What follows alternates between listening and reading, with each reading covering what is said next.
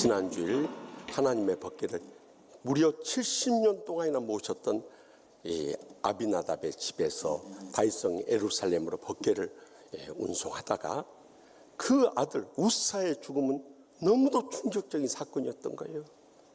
그들이 무엇이 문제인가 하는 것을 돌이켜보는 것을 보면서 우리의 삶 가운데 끊임없이 벌쳐지는 갖가지 신앙생활의 문제, 근본적인 원인이 무엇인가?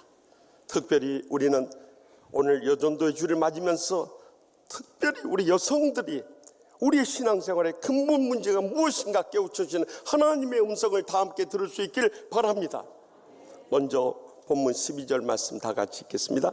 어떤 사람이 다윗 왕에게 아뢰어 이르되 여호와께서 하나님의 계로 말미암아 오벳 에돔의 집과 그의 모든 소유에 복을 주셨다 한지라. 다윗이 가서 하나님의 계를 기쁨으로 메고 오벳 에돔의 집에서 다윗성으로 올라갈세. 아멘.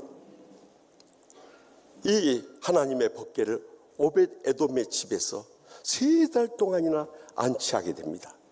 그들은 3달 동안 근신하면서 우리의 지난날의 문제가 무엇이었는가 하는 것을 돌이켜본 데서부터 이 모든 문제를 풀어갑니다. 역대상 15장에 자세하게 기록되어 있습니다만 그들은 무엇보다도 이 제사장들과 레인 8명을 뽑았어요. 그들을 먼저 몸을 성결케 하는 일부터 시작합니다. 지난날 이 아비나답이 그의 아들 엘르아살은 성결케 했다는 기록이 나와 있지만 우사라든가 다른 아들들 성결케 했다는 기록이 없어요. 그래서 그 몸을 성결케 하고 또 새 술에 태우지 않고 몸속 그 법궤를 메고 출발했다는 것을 주목하시기 바랍니다. 하나님 말씀대로 철저히 행하게 된 거예요. 그것도 그들이 이 법궤를 이 길르앗 여아림 옛날 바알레 유다라는 땅에서 동쪽으로 13km 떨어진 나곤의 타작마당에서 이제 우사가 죽게 되고 그로부터 서남 쪽에 있는 33km 떨어진 이 오벳 에돔의 집에 있다가 다윗성으로 가려니까 훨씬 더 먼 거리가 되어버렸어요. 그럼에도 불구하고 그들은 하나님의 말씀을 철저히 순종하고자 하는 영적인 회복이 이루어진 다음에 이 법궤를 운송했다는 것을 주목할 수 있길 바랍니다. 우리 신앙생활도 이렇게 살아가면서 보면 그것이 우리 인생의 실패 같고 불행 같고 가난 같고 질병의 고통 같지만요, 근본적으로 우리의 삶의 문제가 무엇인가 파고들면 영적인 문제에 결부되어 있는 것을 발견하게 됩니다. 그러므로 우리는 그것을 먼저 깨닫고 통해 잡아가면서 믿음으로 결단하고요, 새롭게 변화된 삶을 살아가게 될 때 우리의 앞길에 주님의 풍성한 은혜가 임하게 되고 축복이 임하게 되고 행복이 임하게 되는 것을 체험하게 되는 것입니다. 요즘 국민일보에 전전주 금요일부터 정말 영광스럽게도 역경의 열매라는 프로그램에 우리 치유하는 교회를 소개하고 있어요. 그래서 지금 3주째 연재가 계속되고 있습니다만 이 치유 목회의 개척자라는 타이틀로 해가지고 우리 교회를 또 부족한 종을 소개하고 있는데요, 제가 치유 목회의 가장 근본적인 출발은 어디서부터 시작되냐, 영성 목회부터 시작된다고 강조한 이유가 거기에 있습니다. 우리가 말씀과 기도로 주님과 영적인 교통이 이루어지지 않으면 그 다음 모든 것이 다 무너져 버리기 때문에 그래요. 그래서 저는 우리 목회자들 처음 우리 교회에 오면 적어도 새벽에 1시간씩은 엎드려서 주님의 말씀 받고 기도하면서 부르짖자고 강조한 이유가 바로 거기에 있어요. 실제로 정말 이것이 우리의 영적 생활에 너무나 중요하기 때문이에요. 특별히 우리 성도들도 마찬가지예요. 요즘에 우리 새해 들어서 우리 글로리아 촛불이 가득할 정도로 새벽 기도에 나오십니다. 우리 선임 장로님부터 시작해가지고 모범이 됐어요. 우리 새로 임직했던 이 신임 장로들이 이렇게까지 온 성들이 나와서 부르짖으며 기도해요. 우리 남편들이 바쁘고 피곤해가지고 못 나온다 할지라도 그래도 우리 가정을 영적으로 지금까지 이렇게 세운 사람은 누구예요? 우리 아내들 아닙니까? 아내들이 나와서 엎드려 부르짖으며 말씀 받고 세임 얻어서 가정을 영적으로 회복시켜야 된대. 아내들마저 자빠져 자고 있으면 어떻게 되겠냐 이 말이요. 다 무너져 버리거든. 그래서요, 우리가 영적인 회복을 먼저 이루고 성령 충만함을 다시 되찾을 수 있길 바랍니다. 거기서부터 우리 인생의 모든 문제는 다 풀려지기 때문이에요. 우리가 성령으로 충만하게 되면 에베소 5장 19절에서 21절에 세 가지 현상이 나타날 것을 증거하고 있어요. 시와 찬미와 신령한 노래들로 서로 화답하며 너희의 마음으로 주께 노래하며 찬송하며 범사의 우리 주 예수 그리스도의 이름으로 항상 아버지 하나님께 감사하며 그리스도를 경외함으로 피차 복종하라 하신 말씀 같이요, 우리가 성령 충만해지면 찬양의 기쁨이 넘쳐버려요. 찬양할 때도 우거지 상을 하고 찬양하기 시작 천사의 모습을 너무나 기쁘고 감사하니까 뿐만 아니라 감사의 행복이 차고 넘쳐버려요. 더 나가서 복종의 섬김을 기꺼이 기쁘게 할 수 있는 것, 성령 충만할 때 가능한 거예요. 우리의 삶을 돌이켜보세요. 과연 세 가지 열매가 그대로 맺어진 삶을 살고 있는가? 그렇지 못하다면 돌이켜봐야 돼. 저는요, 금년에 들어와서 새벽기도에 많이 나온 것도 감사하지만 특히 우리 주의 종들부터 마음이 결단하고 얼마나 부르짖으며 뜨겁게 기도하는지, 한 시간이 지나도요 기도 소리가 그치지 않아요. 막 제 가슴에 불이 붙는 거예요. 저런 동역자들과 목회하는 게 너무너무 기쁘고, 그들이 이 영성 목회의 훈련을 그대로 지어나가요. 거기다 아멘까지 잘해버리면 더 은혜 받고 축복 누리고 행복해질 것이요. 우리 교인들은 이렇게 센스가 있어요. 그걸 어떻게 알아차려. 나는 목회자들에 대해서 한 건데 우리 성도님들은 그것을 자신의 말로 받아들여 버리니까 이렇게 은혜로운 교인들이 어디 있겠어요. 그 목사님의 그 교인들인 거요. 우리가 영적인 은혜를 체험하면요, 아멘 아멘 하고 말씀 받지 않을 수 없고요, 간절히 부르짖며 간구하지 않을 수 없는 것입니다. 그렇기 때문에 우리 모든 성도들도 이 기도에 불을 붙이고요, 말씀을 아멘으로 내게 주신 말씀으로 받아야 되는 거예요. 그러면 우리 심령이 어째고 통해 잡아가면서 새로운 변화와 열매가 풍성히 맺은 새가 될 줄로 확실히 믿으시기 바랍니다. 더 나가서 본문 16절 말씀을 다 같이 읽겠습니다. 여호와의 개가 다윗성으로 들어올 때 사울의 딸 미갈이 창으로 내다보다가 다윗 왕이 여호와 앞에서 뛰놀며 춤추는 것을 보고 심중에 그를 업신여기니라. 아멘. 이 하나님의 법궤가 다윗성 예루살렘에 이르게 되니까 온 국민들이 찬양하며 기뻐하며 춤을 추며 환호를 했어요. 다윗도 그랬어요. 사실 이스라엘 절기 때라든가 국가적 경사를 맞을 때 다 그랬어요. 그런데 그런 모습을 지켜보면서 마음 불편해한 한 여인이 있었어요. 그가 바로 사울왕의 둘째 딸인 미갈이에요. 사무엘상 18장에 보면은 이 미갈이 다윗 왕의 첫 번째 부인이 될 수 있었던 것은요, 다윗이 블레셋 장수 골리앗을 물리치고 돌아올 때 온 이스라엘의 여인들이 사울이 죽인 자는 수천 명이요 다윗이 죽인 자는 수만 명이라고 막 노래를 부르니까 사울의 아랫배가 끓기 시작한 거예요. 그때부터 다윗을 주목하면서 시기하고 질투하기 시작. 그래서 그의 첫째 딸 메랍을 주려고 했지만 실패하고 그 다음에 다윗을 연모하는 이 둘째 딸 미갈을 정략 결혼을 시켰던 거예요. 그런데 이 미갈도 그 아버지 그 딸이었어요. 영적으로 충만하지 못하니까 교만에 빠져가지고 다윗이 이 하나님의 법궤가 다윗의 성에 들어온 것에 감사하고 찬양하며 춤을 추는 그 모습을 보면서 마음에 비웃는 감정을 갖게 된 거예요. 아이고, 저 천민 출신 되어가지고 누가 아니라 할까 봐서 저 처신머리 없이 저 겉옷만 입은 채로 춤추는 것 좀 보소.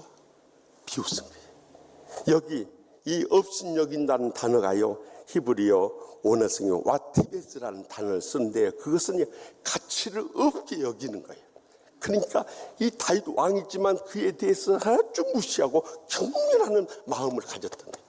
이것이 미갈이 불행과 고통에 이르는 지름길이 되었던 거예요. 우리가 영적인 회복된 다음에 먼저 그 다음에 회복해야 하는 것은 우리의 마음이 치유되고 회복되어야 하는 것입니다. 대부분의 교인들도 그러지만 여성들 새벽에 가서 기도 많이 해요. 그런데 자기 마음이 치유되고 회복이 안 되니까 집에 가서 심정지를 내고 남편이나 자식들 안 일어난다고 막 화를 내는 거예요. 그러면 뭐라고 새벽 기도해요? 새벽 기도 와서 치유되고 회복됐으면 이 남편이나 자식들에 대해서 불쌍히 여기는 사랑의 마음을 회복해야 할 거 아니에요. 그리고 좀 마음 상한 거 있으면 그냥 어디 두고 보자 벼르는데요. 옛말에 여자가 하늘 품면 온열에도 서리가 내린다. 얼마나 여자들이 무서운 사람들이요. 그런 감정을 가지고 어떻게 예수 믿느냐 말이요. 그래서 우리가 먼저 영적으로 회복되면요, 우리의 마음도 치유되고 회복돼야 되는 거예요. 그렇지 않으면요, 매사가 불평스럽고 불만스럽고 원망스럽고, 그러니까 스스로 불행과 고통 속에서 못 헤어나오는 거예요. 저는요, 목회를 하면서도 그런 교인들이나 여성들을 많이 보기 때문에요, 제가 어떤 집회 가든지 이 마음의 치유에 대해서 가장 근본적으로 다루는 이유가 거기에 있습니다. 그렇기 때문에 이제라도 우리가 용서를 구할 수 있길 바랍니다. 지난날의 상처를 치유해 줄 수 있길 바랍니다. 그럴 때 우리의 모든 인간관계는 새롭게 회복되고요, 원수 같았던 그 인간이 이제는 내가 사랑해 줘야 할 진정한 사람으로 변화가 되는 거예요. 그래서 날마다 천국의 행복의 감격 속에 살아가게 될 줄 확실히 믿습니다. 그러나 여기서 그쳐서는 안 돼. 마지막 본문 20절 말씀 다 함께 읽겠습니다. 다윗이 자기 가족에게 축복하러 돌아오며 사울의 딸 미갈이 나와서 다윗을 맞으며 이르되, 이스라엘 왕이 오늘 어떻게 영화로우신지 방탕한 자가 염치 없이 자기 몸을 드러내는 것처럼 오늘 그의 신복의 계집종의 눈앞에서 몸을 드러내셨도다 하니. 아멘. 이 미갈이요, 영적으로 충만하지 못하고 마음이 치유받지 못하니까 이 말 한마디에도 얼마나 가시돋친 말로 이 다윗에 대해서 비아냥거리냐 이거요. 다윗은 이 예루살렘 성의 법궤가 도착하니까 너무나도 기뻐가지고요, 헌신을 의미하는 번제를 드리고 감사를 의미하는 화목제를 드리고요, 그 화목제물을 가지고 떡 한 덩이, 또 이 고기 한 조각, 또 건포도 떡 한 덩이씩 다 온 백성이 나눠주고, 이제 가족들에게도 이 기쁨을 나누고 이 축복을 전하기 위해서 집에 왔단 말이에요. 그러면 미갈이 어떻게 받아들여? 좀 그동안 업신여기는 마음이 있더라도, 여보 거기 갔다가 오느라고 고생 많았어, 좀 그러면서 좀 위로라도 해주고 말 한마디 따뜻하게 해주면 얼마나 좋아. 근데 들어오는 남편에게 한다는 말이 뭐라고 그래요? 이스라엘 왕이 오늘 어떻게 영화로우신지요? 이게 뭐예요? 아이고 하나님 영광 잘 돌린다? 비웃는 말이에요. 방탕한 자가 염치 없이 자기 몸을 드러내는 것처럼 오늘 당신의 종들 앞에서, 그것도 종들의 계집종들 앞에서 온몸을 드러내면서 그게 뭐하는 짓이요? 하고 자기 마음속에 있는 상처의 감정을 그냥 쏟아 부어버린 거예요. 그러니까 다윗도 마음이 상해. 내가 사람들 보라고 한 거요, 하나님 앞에 한 거요.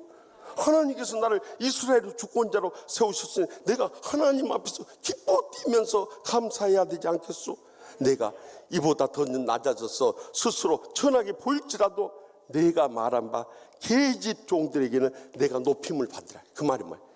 계집 종들은 당신보다 믿음이 좋아서 내가 한 것에 대해서 오히려 칭찬하면서 격려할 텐데 왜 말 한마디도 가시돋친 말로 내 가슴을 찌르요? 여러분, 미갈의 불행은 여기서 그치지 않았어요. 결국에는 그런 영적으로 충만하지 못하고 상한 마음을 가지고 남편에게 가시돋친 말 쏟아놓을 때 하나님께서 미갈을 심판하셔요. 그래서 이스라엘 여인들의 가장 큰 불행은 자식을 못 낳는 거예요. 결국 그의 태문을 닫혀버린 거예요. 이보다 불행하고 고통스러운 일이 어디 있냐 이 말이에요. 이것은 미갈 스스로 그 무덤을 파버린 거예요. 오늘날 있어서도 이렇게 교인들 신앙생활하면 왜 저분이 불행과 고통 속에서 정말 천국의 축복과 행복을 잃어버리고 사는가 보면은요, 그 근본적인 이유가 영적인 회복이 안 되고 마음의 치유 안 받으니까 말 한마디도 가시돋친 말로 상처를 주며 사는 그의 삶이 있는 거예요. 그래서요, 우리가 말하기 전에 꼭 기억해야 할 세 마디가 있어요.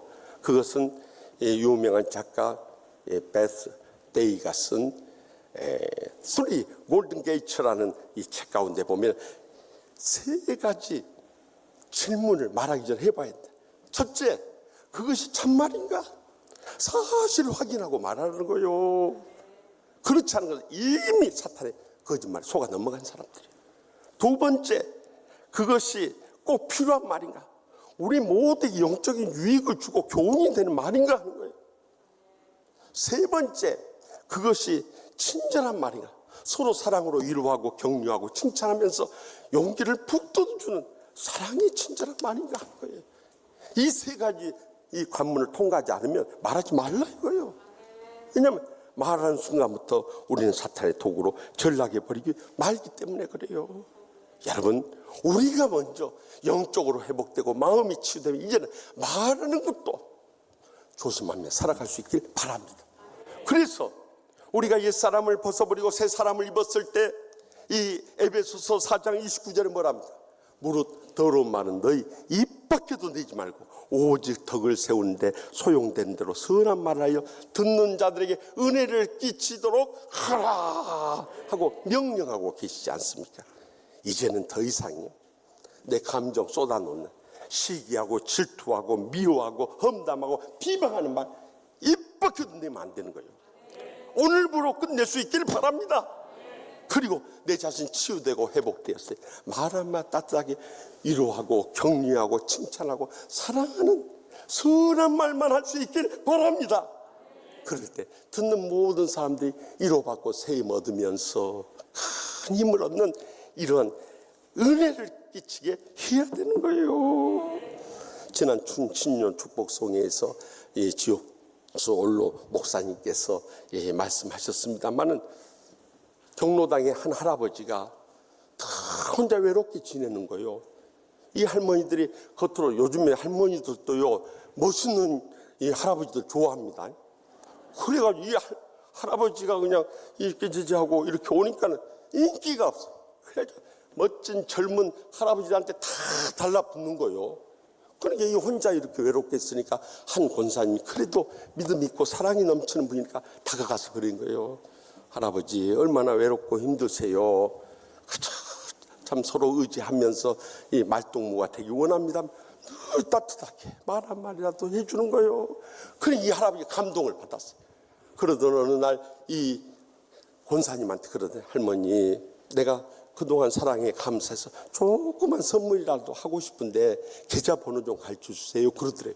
그래서 이 할아버지가 나한테 조그만 선물이라 하면 몇십만 원 이상 되겠느냐 해서 계좌번호를 가르쳐 줬대.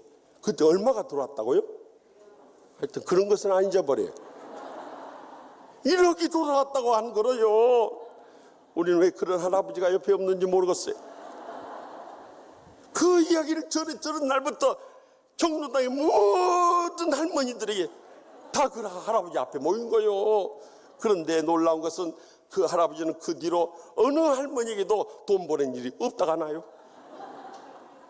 여러분, 평소에 우리가 무슨 대가를 바라지 않고 그리스도의 사랑의 심정을 얻고 말 한마디 따뜻하게 섬기는 거예요. 그것이 우리에게 복이 되는 거예요. 그러므로 이제는 더러운 말은 입 밖에도 내지 말고 오직 덕을 세우는데 선한 말을 하여 듣는 자들이 은혜만 끼칠 수 있길 바랍니다. 그것이 우리에게 놀라운 천국의 축복과 행복의 감격을 안겨주는 축복의 통로가 될 줄 확실히 믿으시기 바랍니다. 사랑하는 성도 여러분, 우리도 인생 어느 날 갑자기 하나님 부르시면 떠나가야 돼요. 그러나 우리의 문제들 앞에서 우리가 어떻게 회복되면 이러셔야 할 거죠. 그래서 가장 먼저 주님과 나의 영적인 회복부터 이룰 수 있기를 바랍니다. 그리고 우리의 모든 상처들 주님 십자가 밑에 내려놓고 주님의 사랑으로 용서함을 통해서 치유되고 회복될 수 있기를 바랍니다. 그리고 이제는 다 어렵고 힘들게 살아가는 우리 인생들 아닙니까? 말 한마디라도 따뜻하게 위로하면서 격려하면서 사랑하며 살아갈 때 우리의 모든 문제를 극복할 수 있는 힘이 여기서부터 올 뿐만 아니라 하나님의 복이 이 통로를 통해서 우리에게 새롭게 임하는 새해가 될 줄 확실히 믿습니다.